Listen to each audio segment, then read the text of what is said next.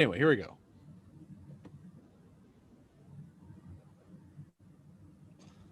All right, and welcome to the station of decapitation without your head. I'm Nasty Neal. I'm Treacherous Trista. And we're joined by Michael Clark, independent filmmaker. He's a lot of things, actually. Actor, director, he's like a Renaissance man. Composer, he's got special effects, all kinds of things on his IMDb. It's very cool to have you here. Hey, thanks. I'm glad to be here. This is awesome. Yeah. Before we went live, we were talking about action figures. We were talking about action figures. All the old school action figures, He-Man and wrestling figures, G.I. Joe, Transformers, all the great toys. Mm-hmm. You know, they don't make them like that anymore. Yeah, and Tristan mentioned the documentary on Netflix, The Toys That Made Us, and I don't know why I bring it up because none of us are connected, but it is a very fun documentary series to watch. Yeah, it's been on my Netflix listing forever. I have so many things on that list, and I'll look at it and I'm like, you know what, I'm not in the mood, and I just don't do it. But I just keep stuff on the list, and then I'll look at it and just wait until I'm in the mood to click on it. I don't just let it just play because sometimes I don't want to get involved, so right. I just turn it off. Yeah, because you start watching that stuff, and then it's like 4 or 5 a.m. You think like, you watch one more episode, and it just goes on. It's a commitment, so I have to be in the right emotional state, and have all my snacks and wine and all that, because I know once I start, I'm probably not going to stop. So it's a commitment to get involved in these things. So that's why I'm pretty choosy about it. Yeah, I do recommend that series because even toys I didn't play with, like Hello Kitty and stuff, they're very interesting documentaries. Oh yeah, I want to see that. I probably had half of those toys, I'm sure. I did as well. So for people who don't know, Trista has been in one of your short films. Yeah. How is that where you met, or did you meet before that? That's how we met. We collaborated. We were looking for actresses and actors to be in the short, and Trista stood out front immediately. I don't even remember if did you even audition? I don't know. I don't remember if you even auditioned. I just know that. No, we knew each other before. We had collaborated before. Yeah. Little things, and had been friends. So yeah. I didn't audition for that one, but I like the version where I did and I stood out from the rest. But no, I didn't. Run with that story then, yeah. No, but we've known each other for a while, a long time, collaborators on different things. She's even read some stuff that I was working on that, haven't happened yet, but I enjoy getting her opinion on it. And if it was to come about, then we'd work together again. But yeah, we've been longtime collaborators, and it was that last project we worked on, Melonie's. I just called her up, said, "Hey, you available? You interested? You want to read the script? What are you doing?" And she was like, "Yeah, I'm down." I don't even think you read the script. He's like, "Yeah, I'm down." So she's a good I'm glad collaborator. I liked it. I'm glad it was good. Yeah, she was like, she said yes before she even read it. So it was a leap of faith. She was reading. She's like, "Oh, well, I'm glad I like this." Because she was just gonna do it. That's just the type of person she is. She was gonna do it whether she liked it or not, but it worked out that she did like it, so that was good. Yeah. That's how she became part of the show. She didn't even watch it or know who it was, and she's like, "Well, I'm glad this." But she's not glad now. She's like, "Oh, I probably should have watched this first." Oh, that's great. We're gonna play, for people who don't know, we're gonna play Melonie's Gambit on the in the Severed Limbs Film Festival coming up in April. Nice. That's a great film festival. How many films are you showing in that? In the thing? Usually we have because this is the 5th one we did, and we usually have between 32 and I think 39 was the most. So that's awesome. Around 30 or a little. That's great. That's great. Yeah. It came up.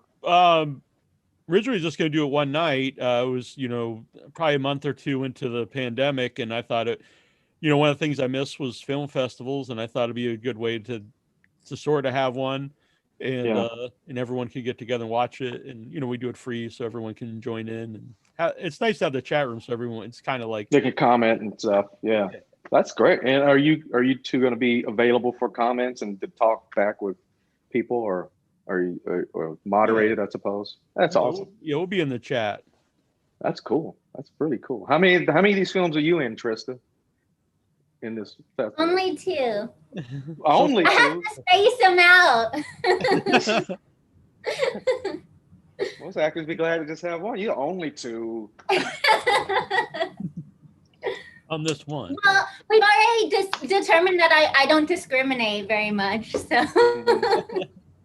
No, I mean, you know what? You have a good instinct about people. So you know, that's the thing about it. So, I mean, I've done that too. I've gotten involved in stuff just because I knew the people and I knew that they were going to do something quality regardless. So, you know, especially people you've known for a long time. You just kind of like, you know them and you're like, okay. Honestly, that comes up a lot on the show with a lot of, you know, independent filmmakers and actors and collaborators, like you said. You know, you get to know each other and not just like to be around, you know, not just friendly, but, you know, like, you know, they're good at their job. Yeah, exactly. If they're good at their job and they fit, you know, what you're working on, it's just it's easier as opposed to trying to get to know someone and figuring it out and going through a whole thing, especially on an indie kind of thing.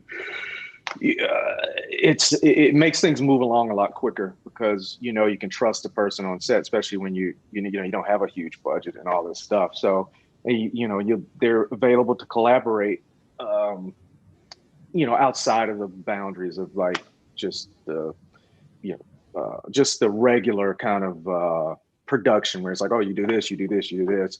And I'll contact you when we need this and da da da da. You know, it's good to have collaborators on set to help the train move because a lot of times you're doing more than one job, you know. And so if you have people on there who can just do their own thing, you don't have to hold their hand. That helps out a lot. When I, you know, did in the intro, I was kind of having fun, but you know, writer, director, and all these things. Which of those came first? What was like the first interest? I started out acting and just doing theater and some independent stuff that was around, and then got more into of course you move along, you get agents and do this and books and commercials and things like that. But started with acting, and then I just I had all these stories that I wanted to do, and I was like, well, nobody's giving me these stories. Nobody's bring these stories to me, so I want to tell some stories. So So I just had ideas and just started out writing some shorts and things like that. And was like, well, let's try to make it, you know, why not? And then it just kind of grew from there. Just wanted to tell stories and the full spectrum of it, as opposed to just waiting for someone to like, hey, here's something you could do. And I was like, well, I got a story I want to tell. I want to do it, you know? So that's kind of where it started, from the acting and then just created into the writing because I had stories. And then I was like, well, I got to try to tell it. Well, I guess I better direct it then, you know, and I guess I better edit it because I don't have money to pay this guy. So then it's like, you know, so it just grew into making the story happen. So I take these things on to do that. Now, as far as what I like most, I would say the acting and the writing part of it. Directing's okay. I mean, if I have to do it, you know, if I find somebody I trust, then I'll let them direct it. Or I don't, you know, editing, if I find somebody I trust and they're willing to do it with whatever budget I have, I'll let them do that. I'm not a fan of the producing part of it, you know, but you know, you just do what you have to do to make things happen. Mm-hmm. You know, if you have to take on this job or that job, you do it the best you can, you learn about it, and you don't take it on unless you can do it well. So, you know, that's pretty much where the other jobs came from, out of necessity, you know. Is it hard to edit your own stuff? I that's something I would always assume it would be. Yeah, it's, I mean, I guess the easy part of it is that you know the story if you're the writer, you know the story. You know what it's supposed to look like because you already saw it in your head. That's the easy part. The hard part is the technical part of it and the time consuming part of it, because it gets really, really technical and you're just sitting there, especially if you're not someone that does it all the time. So you have to learn how to like figure it out. So it takes me forever. Yeah, I mean, you know, then once I get into a rhythm of learning the steps of the technical stuff of the program, then it kind of starts getting fun, but it's just really time consuming and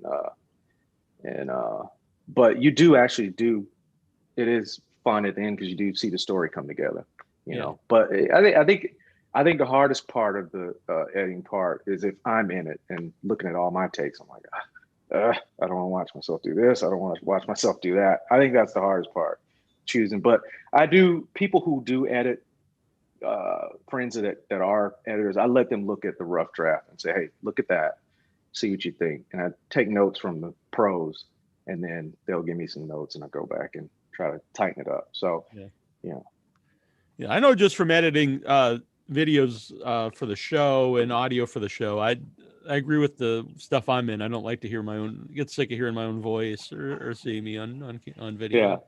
Yeah. We can edit all that out. Yeah. But I do love seeing the other actors' performances and how it comes together. It's so great. I mean, you just see some stuff like, oh yeah, that looks good. That's great. And then it's some stuff you saw on set, and then you go back and look at it, he's like, it wasn't as good as I thought it was, you know, whether it's me or somebody else. You're like, I mean, it's not that it was bad, but it just doesn't work. And something you thought wasn't working did work for what's happening in the thing, you know, in the timeline of the story.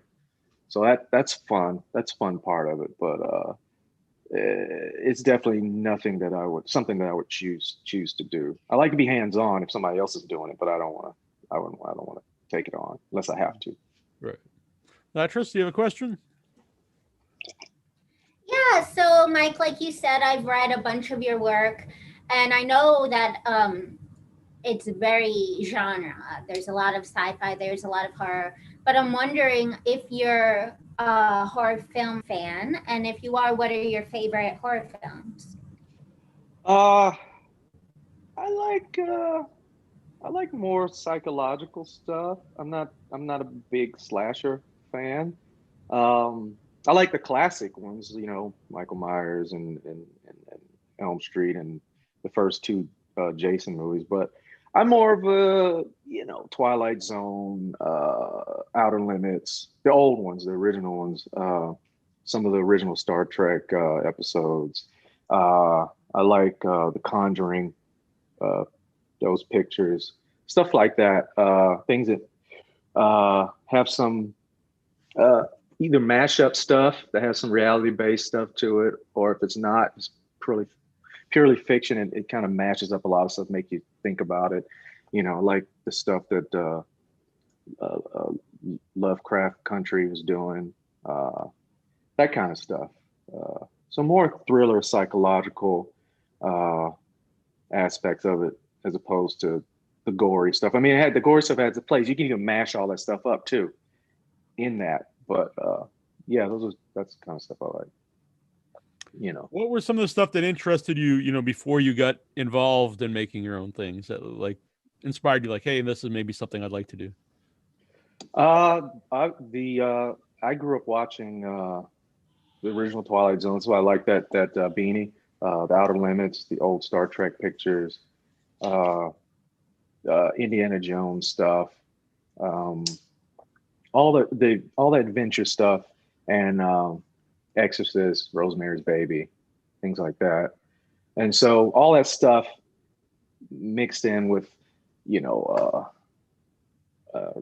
role playing games, horror role playing games, and sci-fi and Dungeons and Dragons. Or chill, or I was a big D&D player, so yeah. Yeah, I played a lot of Palladium stuff, Rifts and Beyond Supernatural and Robotech. So Robotech and Star Blazers, those two old 80s and some 90s stuff, anime was a big influence too. So it's just a big mashup of stuff that kind of comes together. And then when you mash that up with, I don't know, little things in your own personal life, it kind of just, that's kind of the influence of the stories I tell, basically. And then when the stories come out, it's usually a mashup of what ifs, or what if this happened, or what if that didn't happen, and then whatever's going on in your own personal head that you subconsciously you don't know about, dreams and disappointments and blah blah blah, and it's all mixed up in it. comes out as whatever little story you want to tell, Right. or I want to tell. I always thought role playing really helped with creativity. It does. And it's making a comeback now with the, Mhm. nowadays. I mean, because I know it's more popular now than it used to be. Because I think it kind of fell off a bit when all the computer RPGs came out, and maybe it kind of fell off a bit, and now it's making kind of a comeback with some of the Gen Zs, I guess, who are discovering it now. But yeah, it's really good for your imagination. I mean, you sit there and you have to imagine all the circumstances. You don't have a computer doing it for you, so you have to imagine your character and your vehicle, whether it's a robot or if you're a warrior. You have to imagine the ghost in the pyramid. You have to imagine all these circumstances, and it's great. It's great creative training, I would say. And you have to act it out, whether it's not about being a good actor or a bad actor. You're acting out these circumstances, and it's fun. I mean, it's definitely I think it's definitely a great creative tool to exercise your mind, for sure. Your imagination. Because because there in some acting stuff, depending on who's teaching it, or it's all about the imagination and things like that.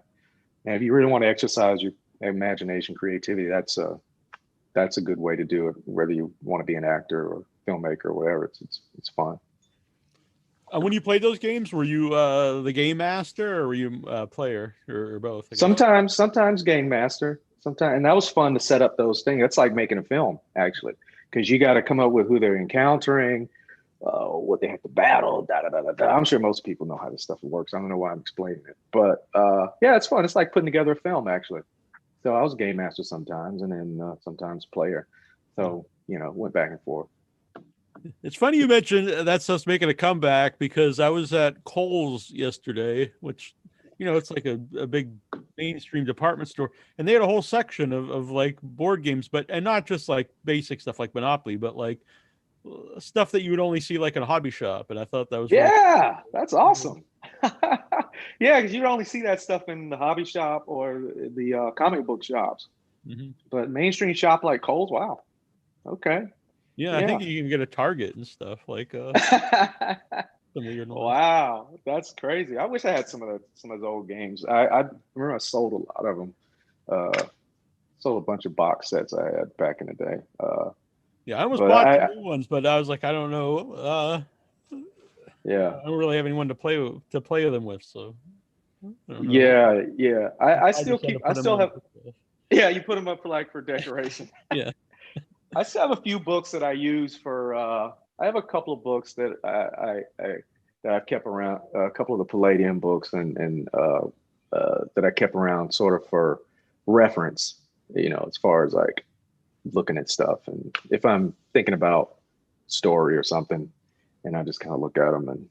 Yeah, I remember playing the old Teenage Mutant Ninja Turtles role-playing game and that's based off the old graphic novels, which are much more adult than the Teenage Mutant Ninja Turtles that most people grew up with. It's a lot different than the cartoon. Oh yeah, it's violent. Yeah, I had some of those. We played the version when they did After the Bomb. Mm-hmm. So it was the society. It was still the TMNT rules and all that, but it was after a big nuclear holocaust or whatever. So it was called the After the Bomb series. And I played that. It was violent. It was pretty cool. It was fun. It's dangerous. You could die easily. Oh yeah. It was even fun making characters. You like randomly get, different animals. Oh yeah. Because and then there are so many more characters available after the bomb because there's more mutations. So you could be more animals or whatever it is. So yeah, this has nothing to do with anything, but in civics class in 8th grade, my civics teacher, Mr. Kessler, he for extra credit, he would always have you draw Teenage Mutant Ninja whatever, and he would add something silly, and then you would draw it on the back of your civics test, and he would give you extra credit. And I remember, I don't know why I'm remembering this up, but I guess Teenage Mutant Ninja Turtles made me think of it. But He did Teenage Mutant Ninja Teenage Mutant Ninja Reindeer for around Christmas for the test. And I didn't have a lot of time, so I left it white, and I wrote that they were in the snow, and he gave me extra credit. Wow, that's a cool teacher. Right. And oddly enough, he added me on Facebook because he listens to Without Your Head. This is serious, because now he's a retired teacher, and he's like an extra in like movies now. So it's a weird way. Yeah. So if he's watching, a shout out to Mr. Kessler. Shout out. I'm sure he likes me to give his full name out. Yeah. I don't know. People start looking for him. Yeah. That's funny. Trista, you have a question? Not about, Bob Kessler. Yeah. Yeah. So, Robert Peters stars with the two of us in Melonie's Gambit, and he is also a frequent collaborator of yours, and quite an actor with an extensive resume. So I'm wondering how you started working with him. Oh, Robert Peters, yeah, he's a big deal. He's been a lot of big movies. I was watching him. I saw him randomly when I was watching Catch Me If You Can. He's one of the guys chasing after DiCaprio, and he was talking. He's one of the FBI guys talking and whatnot, trying to catch him. Yeah, I met Peters. When did I meet Peters? It was a long time ago. Oh, I met Peters through some other actors, where I was hired on as an actor, and then I ended up kind of helping out with the script and stuff. I think it was a group of actors. I don't remember what the project was now. It was a long time ago. But yeah, I met him through some other actors, and then we worked together, and we just kept in touch, and we worked on several things after that. He's a good guy, and he's always willing to work on something, whether it's a small thing or a big thing. He's a really nice guy and really good actor. So we were really lucky to get him on this project. He has a really grounding presence, really natural. So it was awesome that he was available and wanted to do it. He read the script first, and he was like, "Yeah, okay, I'll do it." So I told him He didn't just join like Trista. He read. Sounds like a pro, yeah. Yeah. But I also threw in that I pay for his parking in Hollywood, so how tough it is downtown Hollywood to park. So he was like, yeah, okay, all right. So free coffee. He was down. It was all good. Free coffee would have me sold. Yeah, it was great to have him on there, and you two worked well together. I mean, I think that was the first time you met him, right? Or was it? Did you know him before that? Mm-mm. Yeah. No, he's a great character actor, though. I hardly recognize him when I see him work. Yeah. I've seen several movies, and then after I met him, then I saw the movies again. I was like, oh, that's Robert Peters. It's like I could have seen the movie twice, and then he just kind of, he's a good character actor. So yeah, you guys play well off each other, and didn't have much rehearsal either. You two just kind of hit it off and connected, because those characters, in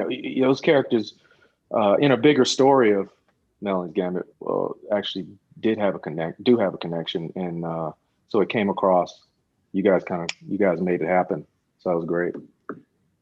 Are there still plans to do more with Melonie's Gambit? I don't know. I don't know. I'm not sure. I'm kind of caught up on a whole nother thing right now, and so I'm not sure about that. I did have another outline, a series outline, and another episode written, but I'm kind of working on a whole nother thing right now. So we'll see how it goes. What are you working on? Well, I'm writing this. It's a series as well, but it originally started out as I think you may have read it, Trista. The first version of it a long time ago. It's called Midnight Falls, and it's sort of a sci-fi, supernatural murder mystery thriller, and it's set in a small town, and it was originally written for I originally wrote it for TV, but then after a few versions and then after some different connections, kind of there's an opportunity for it to live sort of as a podcast thriller, just kind of, just like the old radio plays. And so Speaking of tough, they've actually have, there are some of those now. Yeah. I actually acted in a zombie one a few years ago called what was the guy got the post up? What's the name of this thing? Oh, Lockdown. Called We're Alive, Lockdown. So I actually voiced one of the characters for that. It's great. I mean, the process, because everything's about the sound and the your voice, and it's a really great and that engages your imagination as well, really, to be honest. But anyway, so I had 2 episodes of that written, and but it was written for television, and this opportunity came up, and so I'm adapting it now to for sound, because it's a different. Those 2 episodes I really had to go back and not necessarily rewrite them, but I had to go through and change it so it's more for your ears as opposed to visual. So there's some dialogue that need to be added. There's some things that need to be taken away. So anyway, I'm adapting that. It supposed to be 8 episodes and 30-minute episodes, and it's a mini series. And so that's what I'm kind of working on now. I have like 3 more episodes to write, and then we'll get it to the producers and see what we can get going. But it's a fun little murder mystery. It's like if you like Twin Peaks with a little bit of extra sci-fi thrown in and a bit more gore thrown in there, and some more spiritual stuff thrown in there, then you'll enjoy it. So that's what I'm working on right now. So I'm kind of just in the middle of just writing that, and I'm kind of at the point where I've gone beyond the original 2 episodes, and so now it's easier in a way now because I'm writing it directly for sound as opposed to adapting those few episodes. But also I have to come up with. I had an outline of what happens next, but it's just getting it down, and so that's the harder part of it now. So I'm kind of in that, but it's kind of getting the flow. It's getting the flow. What's wrong? I like the idea of the modern radio plays, because I like a lot of the old ones, a lot of the old horror ones. That if people don't know, you can go find those on YouTube or on different websites, and they're not owned, so it's like you're not stealing them. But there's a lot of stuff like Peter Lorre and Vincent Price, and probably if you love those guys, this would be stuff that you're probably not familiar with. Yeah, their voices are great. I just did one that I was just voicing a character for that's should be coming out pretty soon. Frank Merle directed it, and it's called The Gloom, and it's a thriller. And Frankie, I don't know if you guys had Frank Merle on here yet. He's a horror. Him. He directed some horror films. His last film was From Jennifer. It's a horror kind of film. He's a good guy. I know that movie. That sounds familiar. Yeah.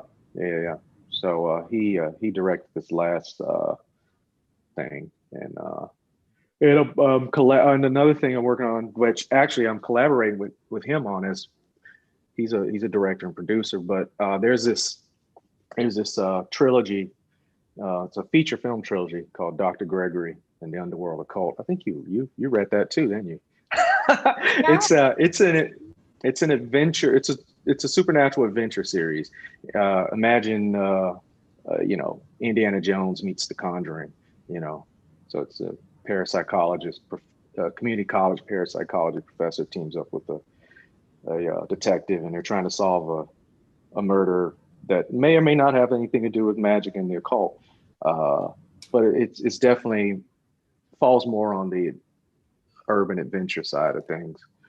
So I finished writing the last 2 this past lockdown.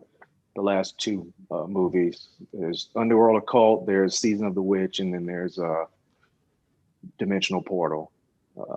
So definitely a lot of our RPG influences in that picture, in those pictures. So I'm working with him. We've been that goes beyond me trying to get it on my own. That goes into trying to like get other producers on to get some money involved and all that stuff. So that's a whole nother process. So those are the two things that I've been working on though, for sure. I've had other people tell me that series is really the way to go currently, because there's so many streaming sites and they always need content. Yeah, and so I may end up adapting it for a miniseries maybe. So we'll see where it goes. See how that happens. So Melonie's Gambit, we I mentioned, if there was anything, plans to do more with it, but what was the original plans for it? Well, the original plan was it was going to be a web series, and 15-minute episodes.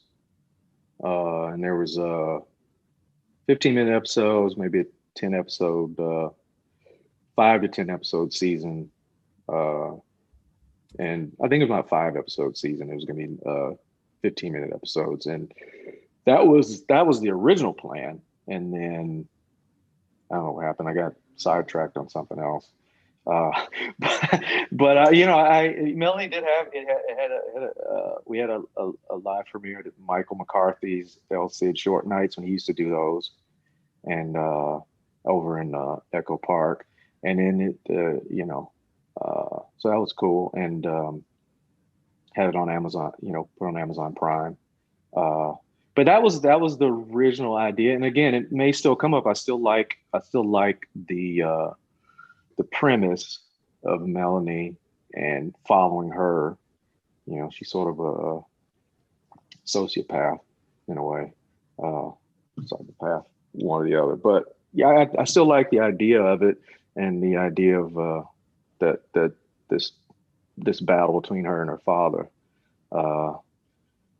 this kind of chess match. And I thought about it again when I was watching Queen's Gambit, which has nothing to do with Melonie's Gambit, completely different style picture. It's just the Gambit part of it. I was like, oh, Melonie's Gambit.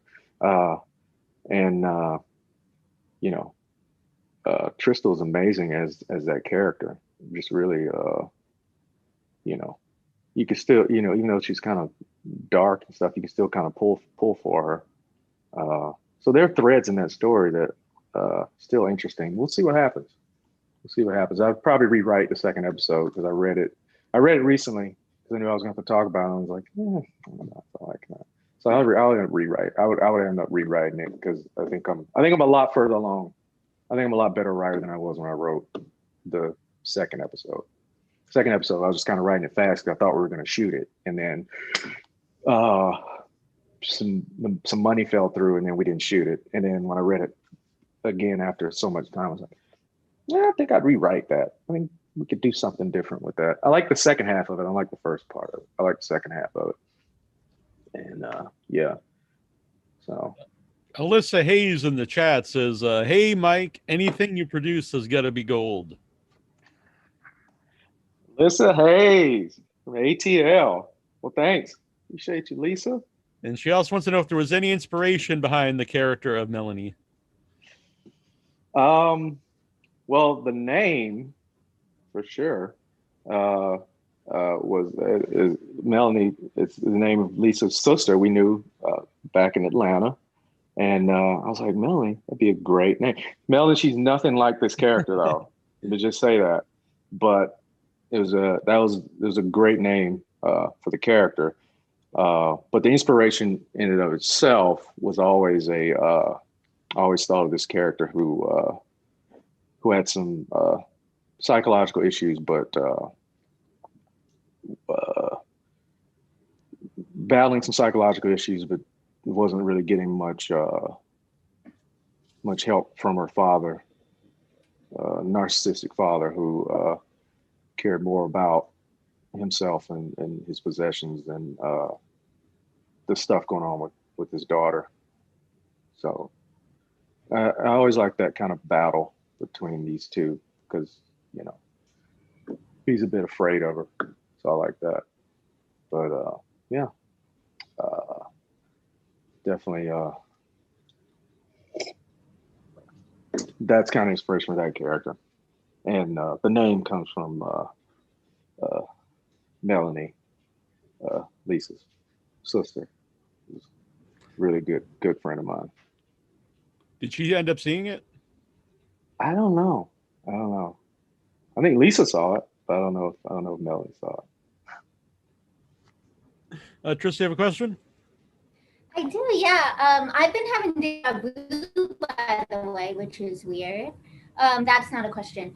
So you've been talking about RPG a lot, and I'm wondering if you're a fan of immersive theater, because immersive theater is really popular as well, obviously before COVID, and that's very much derived from role-playing games. Really, I you know, that's the first time hearing about it. Is it kind of like similar to those dinner theater kind of things, where you figure out the murder, or?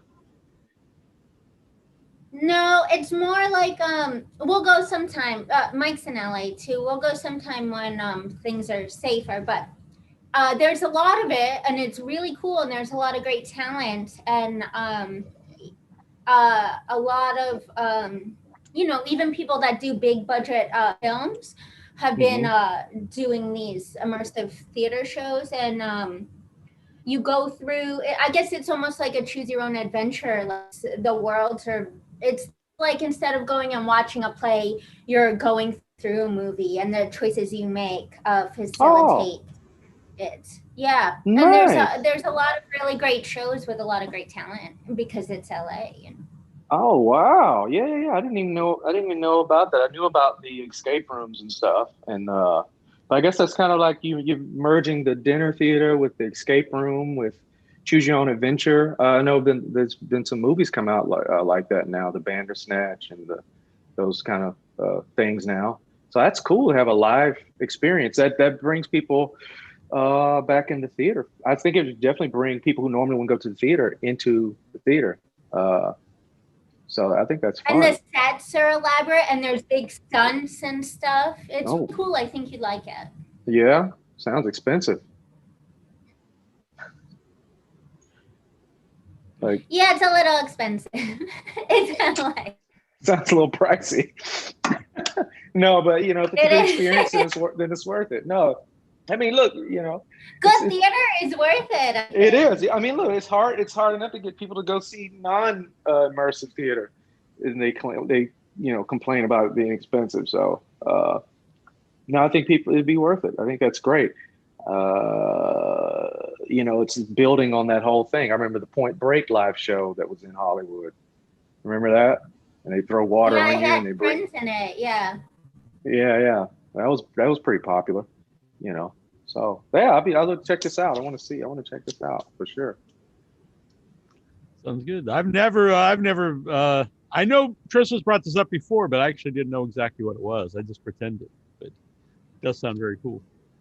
Yeah, I haven't heard of it yet either. Trista's in the know, man. She's got an ear to the streets. She knows what's happening. Fingers on the pulse. The zeitgeist, like she's about it. I've been sprayed with blood at theater, but not this immersive theater. Sounds good. Not real blood. Speaking of blood, we use a lot of blood on Melonie's too, and I think Marilia, we shot at her apartment, and she was upset because so much blood left over. I mean, she didn't stop being friends with me, but she did call me. She was like, you know, there's still a lot of blood in this apartment, and I'm having a hard time cleaning it up. I was like, oh, I'll come back and clean it up. She's like, no, I'm just letting you know there's a lot of blood, and you know, I don't know if it stained the wood or not. Anyway, she seems fine. It's filmmaking. What happens, you know? It's fine. I think it didn't get stuck in the wood. Anyway. Gary Fox says hello and says he loves all that you do. Oh, hey, thank you. Alyssa wants to know, will you be producing in Atlanta anytime soon? And the acting theater scene is always buzzing here in Atlanta. Oh yeah, it's big. It's big in Atlanta. A lot bigger than it was when I left. I don't know. We'll see. I mean, there's definitely a lot of some of the stuff I'm doing here. I could probably, at this point, with technology and everything that's going on and so much happening in Atlanta, I could do it. I could totally do it in Atlanta, and probably be some more opportunities there. So we'll see. I've been thinking about it though. Definitely been thinking about it. Just because there's a lot of there's definitely some resources I could take on. There's some resources available that because I know people there and stuff. So and I could still collaborate with people out here because of all this technology and whatnot. We're more of we're kind of in a we're in a global thing. We're in global connectivity and country now. You recording auditions, you're having meetings on Zoom, yada yada yada, and again, the business is booming there. So I've been thinking about it. We'll see. I'm not sure yet, but it's on the docket. It's on the think tank situation. Seamus also says hello. Hey, Seamus. And I want to know where can you watch any of your shorts online at the moment? Yeah, there's some stuff on the YouTube that you can check out, and the Vimeo. Just kind of type up my name, and you can. Sure, there'll be a lot of people with my name, but they'll stand out. You'll see. So yeah, you can find them on the YouTube. I like that you call it the YouTube. Yeah, the YouTube and the Facebook Right. and the Vimeo. Yeah. Do you have a favorite episode of the Twilight Zone? Favorite one, I would say one of my favorites is the episode with and I don't know the names of all these episodes, but there's the episode with the pig face people. I really like that one. I like the episode with William Shatner. He's climbing out on the wing He's of the plane. on 2 episodes, but yeah, yeah, he's on 2. I like that one. That yeah. one particular one. And I've seen this episode. I like the episode where they all the neighborhood, they think it's a nuclear holocaust, and the one guy he doesn't want anybody in his house, and but they all want to. They're all trying to go to his house to hide out, and because he's the one with the provisions and stuff, and they end up fighting with each other and stuff like that. So I like those 3 episodes. Yeah, a lot of them are still topical today. Yeah, they are. I mean, the writing on those, if you look at it, the writing still stands up to this day. Just like, because you had some of those same writers on that show who wrote some of the original Star Trek episodes, and the writing is just, you watch and you're like, oh wow, the writing is so good, because there are a lot of guys who came from writing not just stuff for TV, but they came from, writing books and short sci-fi stories, science fiction guys, Harlan Ellison. So the writing is just amazing. It holds up now and is very very topical. Yeah. So. The Harlan Ellison Star Trek episode, that's one of the most famous ones. Something on the Bridge of Forever. So I forget the name of it. Bridge on the Edge of Forever, something like that. But, yeah, that's a good one. Yeah, I was always a big fan of Harlan Ellison on Sci-Fi Buzz. He's kind of grumpy and stuff, but he was always entertaining. Boy and His Dog. I mean, that's a classic movie. I mean, I think it holds up now. You can watch it now and it still holds up. With the young Don Johnson. Have you watched the new series of Twilight Zone? Because I haven't watched it yet. I don't have that streaming channel. I haven't watched it, and when I did have the streaming thing, I was using it to, when I had it for the free trial, I was catching up on the Picard series. So yeah, I was thinking about getting it for a month to binge watch all of Picard, the other Star Trek, and the Twilight. Yeah, I'd binge watched all of them. I was like, all right, I got a certain amount of time. Let me try to binge watch. So I watched the Discovery, and then I watched the Picard, and I like the Picard a lot better. But that's just my opinion. But yeah, I watched both of them. So I didn't have a chance. I didn't have a chance to get into the Twilight Zone. Yeah, stuff, the new I'm one. curious about, because they did a new version of the, there's something on the wing of the plane. I'm not sure the name of the episode either. It's something at Terror 20,000 feet or something like that. But because I like both versions. I like the old one, and I did like the one in the movie too. Yeah, so it's really good. I mean, did you ever watch any of the old Alfred Hitchcock Oh yeah, stuff? yeah, I love it. Yeah. Oh yeah, my mom loves that. Every time I go and visit her, that they like to watch the Alfred Hitchcock hour. So you gotta see that. Yeah, his was more. His was more murder based and stuff Mhm. like, or somebody trying to get away with this or that. Not as much sci-fi, but it was definitely psychological. When I was a kid, I even had some of the old. There was like these old records. I don't know how old they were, but it was Alfred Hitchcock like telling his stories on old records. They weren't very long because they were records. But I have no idea where they would be right now. Yeah, he has a great voice too. His voice is so great. Yeah, a lot of good writing coming out during that era. Really good writing. It still holds up right now. Yeah. Let's see. Well, everyone's saying hello. So hello, everybody. Do you have another question, Trista? Yeah. So, Mike, do you have any advice for aspiring creators? I don't know. Just keep doing. Just keep creating. Just keep doing it. Just keep. I mean, even if you don't have if it's something you're passionate about and you feel like you have something to say, you just keep doing it, because eventually, you'll have an outlet, regardless of whether you're getting paid or not. Just keep creating, because something comes out of that, regardless of whether it's getting made right now or may get made in the future, or because there's some things that I've created, maybe a few years back, that the opportunity for it didn't pop up till recently. So you just keep at it. Just keep creating, and the opportunity will present itself if you keep creating something. Just got to keep doing it. Just like this, I was supposed to, and speaking of shorts, I was gonna, right before everything get shut down back in March of last year or whatever. I was gonna shoot it. I was actually planning on shooting a short called Mezzanine, and had a great effects guy who worked on Walking Dead. Frank was going to direct it.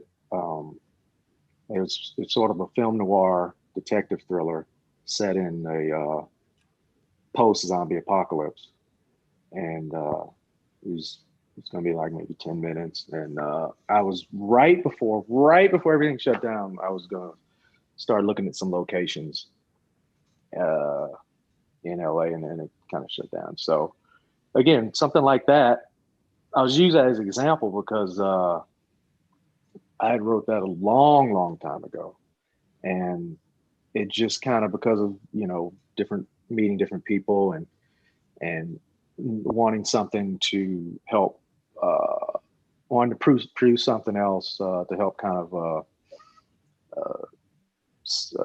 as we were trying to shop Dr. Gregory and whatnot, so they have something new that he and I collaborate on, show our collaboration. We were going to do that because I just kind of shelved it, and it just kind of came back up. So anyway, the long story short, just keep doing stuff, and things happen. No, I some people say that and then they laugh, but I do think that's good advice. Is if you just think of something and you don't do anything with it, that's well and good, but it's not going to ever amount to anything. It's never going to. Which that's true. You gotta get it out, at least get it on the get it out some kind of way. If just like there's always venues for something. Get it out on the page, or if you want to keep acting. There's, even in a pandemic, I mean, there's you acting through Zoom. I've been doing several things with Culver City Public Theater through this whole thing, and a lot of Zoom readings and things like that. They read a couple of my things. I was acting in a couple of their things. So it's like you keep doing things, and if you keep doing things, stuff opens up, creatively and collaboratively. So there you go. Now, you mentioned, favorite episodes of Twilight Zone and TV shows. What are some of your favorite movies? Favorite movies. Oh, I've got a lot of favorite movies. I guess I'll name movies that I can watch over and over again. That's kind of how I choose my favorite movies. I like a lot of movies, so I'll just choose the ones that I could put in and just, even if I saw it yesterday, I can watch it again. I would say the original Indiana Jones, the first Back to the Future, the original Star Wars first episode. What's another one? Seven. It's completely different from those movies, but I can watch it. If it comes on, I have to stop and I have to watch it. Big Lebowski, Four Weddings and a Funeral. So I'm going a full spectrum here. So, but yeah, those movies I can sit around and I can search through all the streaming platforms, and then I was like, you know what, I don't feel like getting involved in this stuff, so I'll put in an old favorite. And a bunch of those at the beginning I always find interesting, because I can be kind of a curmudgeon and not necessarily like a lot of mainstream blockbusters, and people's like, oh, they're popcorn movies to them. But I think they used to make great blockbusters, and they were still great movies. Indiana Jones isn't just a dumb movie, or Star Wars, or Back to the Future. And so you can make a big budget movie, and it could still be. It doesn't have to be dumb. It could still be a good movie. No, yeah, it's all about having a smart script and not underestimating the audience and letting the story breathe. You don't have to like those movies. The cool thing about those movies, they had space. They had space for tension. They had space for you to think, even though there was a lot of stuff happening. Mm-hmm. Those movies gave the audience. Those movies didn't underestimate the audience's intelligence, or feel like they had to keep the audience in the seat. That the audience would be too impatient, So yeah, you could, if you write something really good and it's with the writing and stuff, those are good movies, the quality movies. You can watch them now, 30, 40 years later, and it holds up. It's funny we say the first Star Wars, because to me, sorry, I'm having a cat fight. Go on. I was to say, I always just think of the first Star Wars as Star Wars. I know it's New Hope or whatever, but yeah, that's why I didn't say New Hope. I was like, yeah, it's a New Hope, but yeah, to me it was Star Wars. That's it was a Star Wars. Yeah, but yeah, it's a lot of. I will say I just recently binge watched The Mandalorian because I was pressured into it, and I actually really liked it. So that is a new series I think is good.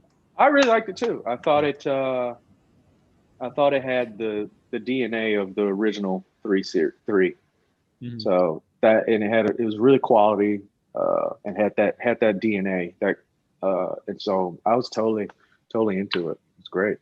Yeah, I like the best thing since the original trilogy. Yeah, it is. It is. I didn't like any of the other stuff after the original trilogy. There's some stuff that you can watch, but you're like, but that.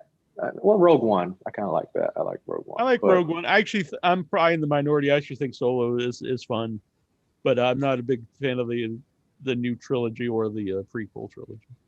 Yeah. So Mandalorian, I think it was kind of the closest to that DNA of the original. Because I really like Rogue One, but it doesn't really feel like Star Wars, honestly, even though I think it's a really good movie.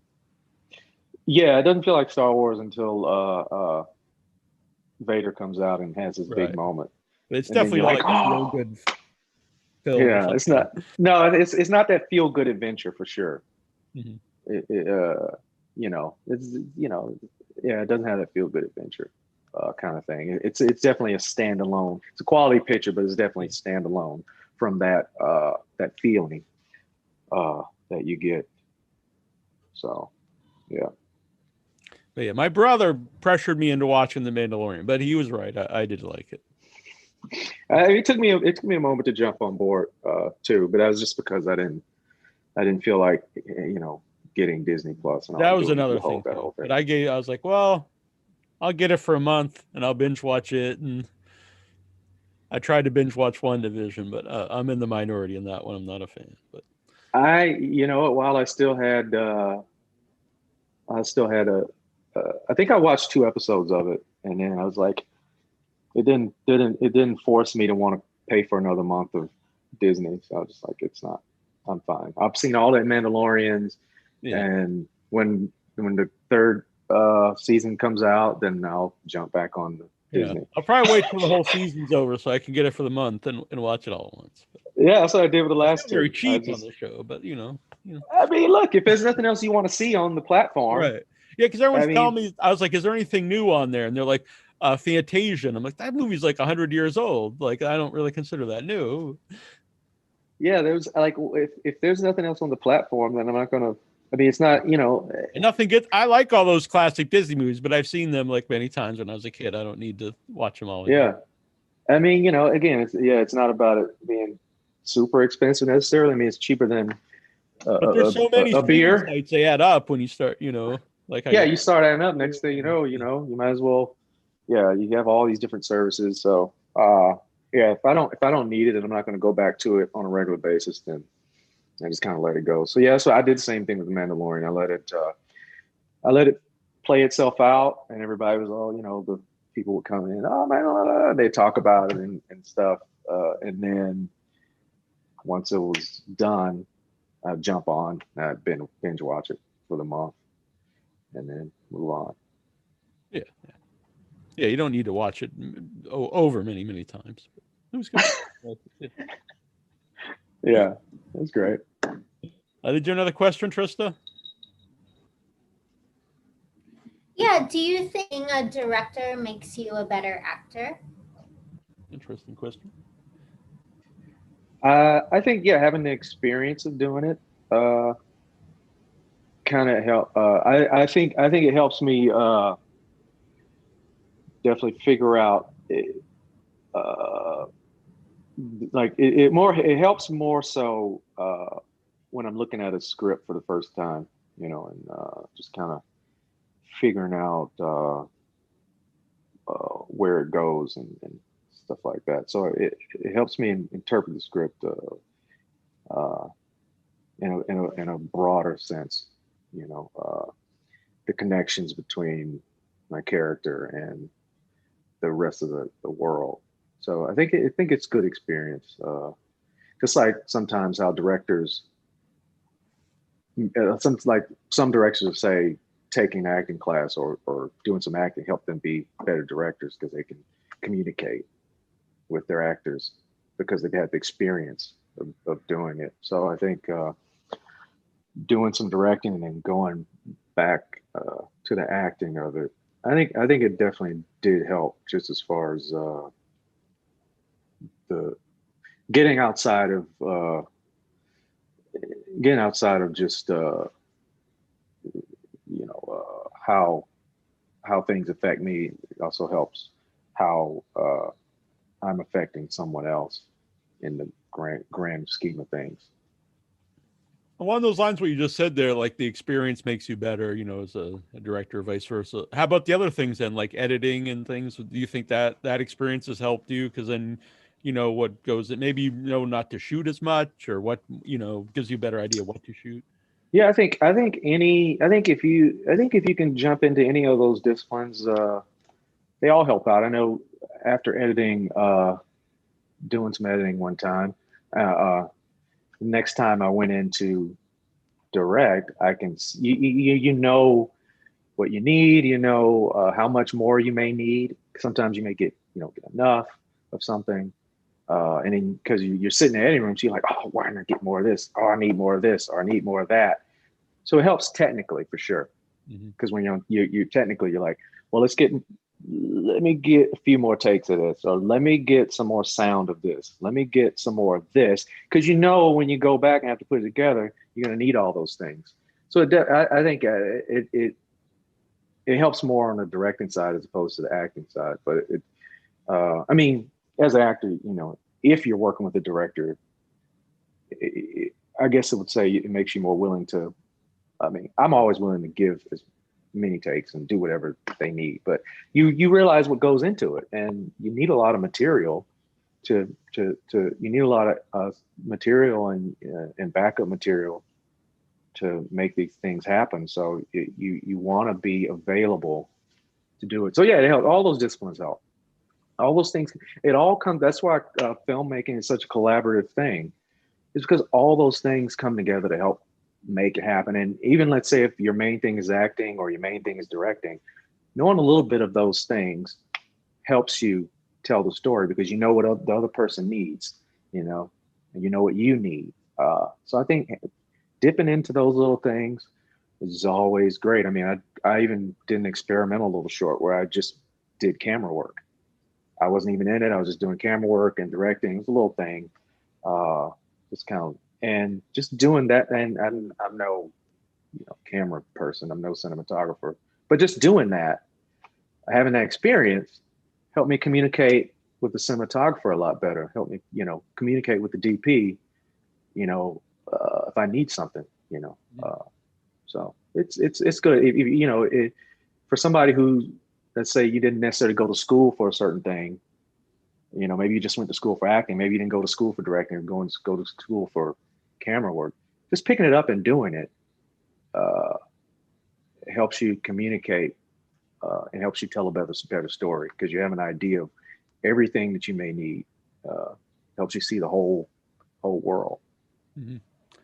When you mentioned editing and the programming, you just said there about maybe you didn't go to school for these different things. How did you go about, the first time when you're going to edit something? Like, how am I going to do this?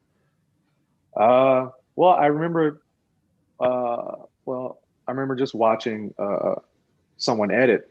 Yeah. First time when I was working on a short, and I had someone else edit one of the shorts, and so I would be in the room because I was the director, so I was in the room helping choose takes and this and that, and I watched them, and I was like, okay, I probably won't be as fast and whatnot at it, but it's something I can figure out.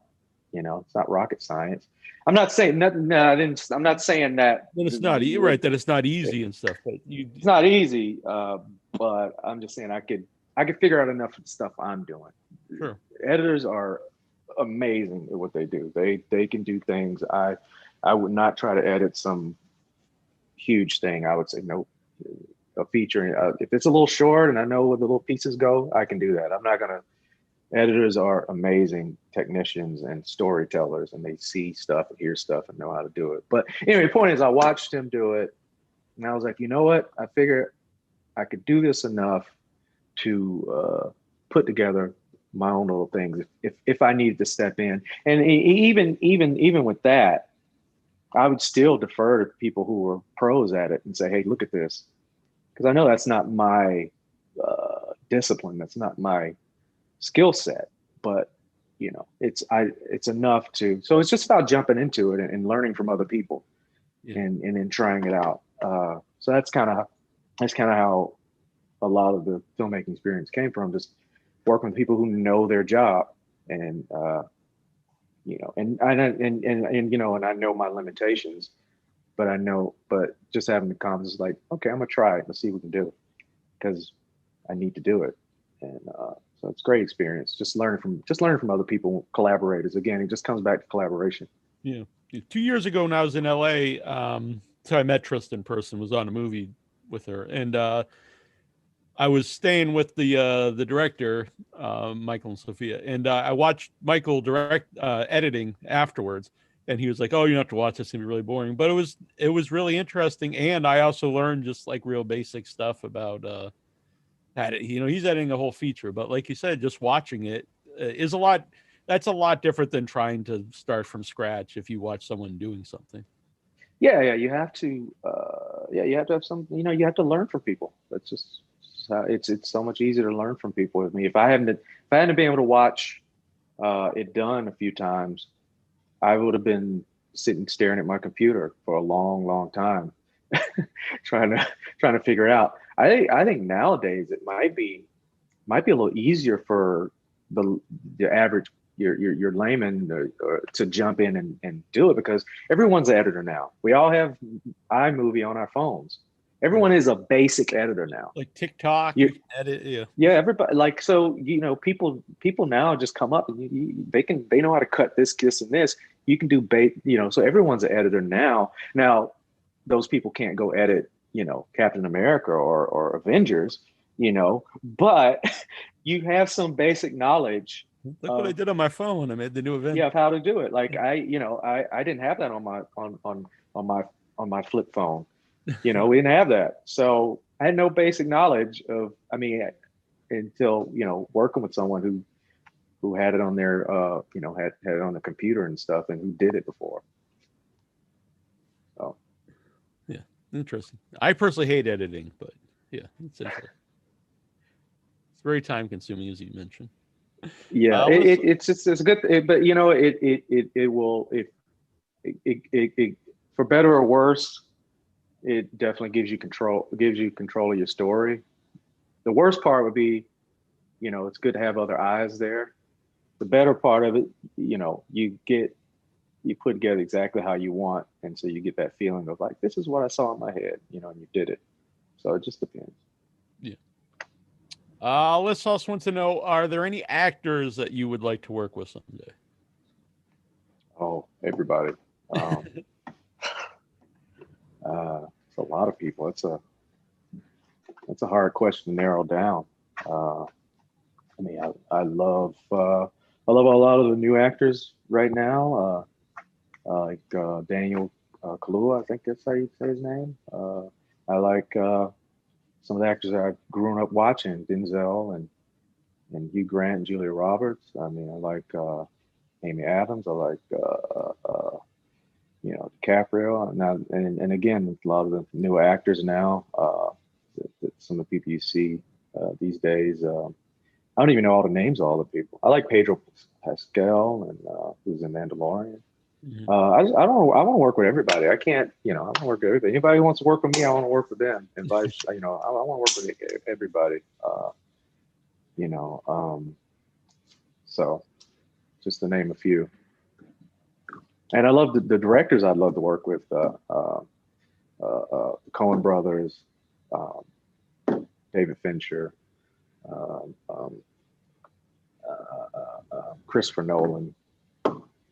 Those are some of the bigger guys that can, get things done. But then there are a lot of indie directors who are doing a lot of great stuff that I don't even know their names. There's so much content right now, and I see good stuff, and I try to write down who it is, but it's too much to keep up with. But if I meet them, down. You have a favorite Coen Brothers movie? Say my favorite one. I'm kind of a think myself. Yeah, that's tough. They do. They cross the gamut. But I would say Lebowski. But I love Old Country too. I do too, and that one's the one that's not everyone loves, but I really like Old Country. I like the I like the pacing of it and the mystery of it, and it's pretty dark. It's interesting.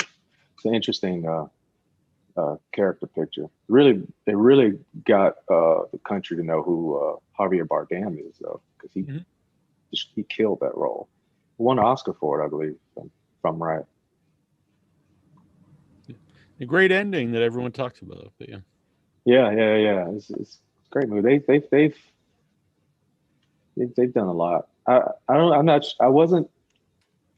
saw those shorts they did, those Western shorts.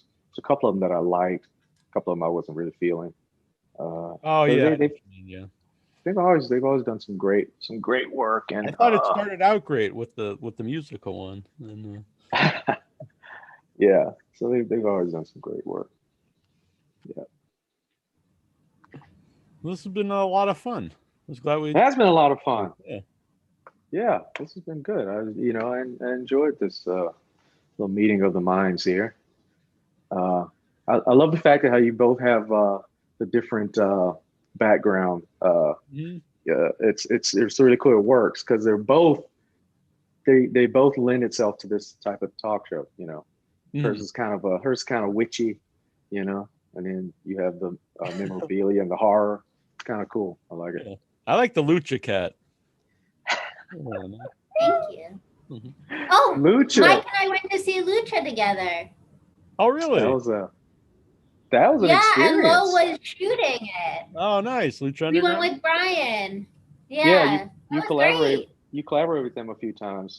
Some good features. Yeah, that was great. It was definitely eye opening seeing that happen live. It's a lot of fun. But you hadn't been before, huh? No, it was a lot of fun. It's Yeah, crazy. that was so fun. Yeah, it's definitely an interesting experience. And I think we went to the last one where it was and they had the cast party and all that stuff. And we went to the season finale one. Yeah, it was great. And didn't you say Robert Rodriguez is behind those? Wasn't he the producer of those, or he was behind? Yeah, I mean, yeah. It's Oh, not that around way. anymore, but yeah. Yeah, I think El Rey itself might have ended. Yeah, Yeah. unfortunately. Yeah, probably pandemic stuff. But yeah, I was speaking now. I like Robert Rodriguez's stuff too. I mean, he does a lot of different things, like from the animated stuff to some adventure murder stuff. So, and he directed the episode of Mandalorian as well. Yeah. So I like his stuff too. And Quentin Tarantino. I can't stop. I watch once when I can't find anything to watch. I watch Once Upon a Time in Hollywood or Hateful Eight. I just throw it on. Because I'm a big fan. Yeah. Yeah. So I wish he could do like a sci-fi western. I think that'd be great if he did that. Like a good, bad, and the ugly, set in space, or somewhere. All right. Anyway, there you go. Work. You could maybe he'll do a new season. Anyway, but yeah, this has been great. I appreciate you guys having me on here. I'm humbled, and that you guys want to talk to me about anything. So, thanks a lot. Trista, I hope we collaborate again in the future at some point. I'm sure we will. I have some things coming along, and I hope we can collaborate. I And hope so as well. Yeah, I'd love that. Neal's great meeting you, man, and well. talking about old shows and old toys. Yeah. Cool. Well, Yeah. Thanks, guys. Yeah. Thank you. All right. If you All want right, a new science fiction show, I did like Snowpiercer. There's another one I binge watched recently. Oh, I was wondering about the series. I really liked the movie. I really liked the movie. The movie was great. So I was wondering if how the series is going to turn out. I really like the actress. She's such a great actress. I forget her name. You know what I'm talking about. Jennifer lead. Connelly. Connelly. Yeah, she's good in everything she does. I really like her. So I was curious about it. It looked quality, but I don't have TNT, and I was like, I'll wait until it shows up on Hulu or something another. Right. And Yeah, I will it's hard check to find, honestly. But yeah, we got a screener for an interview. But yeah, it was. I really liked it. And the first season is very similar arc to the movie. It's a little different, but season 2 takes a really different turn, and so I wasn't sure if I was going to be into it, but it ended up winning me over. Oh yeah, I'll definitely have to check it out because I really liked the movie. And the director of the original movie. I mean, he just won the Oscar last. He won the Oscar last year. So yeah. But yeah, it's a great story. It's a great premise. I'll have to check that out. Thanks for reminding me about that. Yeah. But again, thanks a lot. Because you guys have some big people on here. So I'm humbled to be on the show. It's like, 'cause you guys, I've looked at some of the past shows. You have some huge people in the genre, in the thriller and horror genre. So pretty cool. Yeah. And thanks, Trista, for setting us up. Yeah, thank you. It was great to Thanks. see both of you. Yeah, Well, thanks, both of you Trista. as Great well. to see you. Keep me posted about the immersive theater whenever we can all get back into theaters again. You know? Yeah, we'll go when it's safe. We'll need it by then. Yeah, exactly. Right. All right. So, And thanks everyone bye. for watching. Thanks, everyone. Bye. Bye.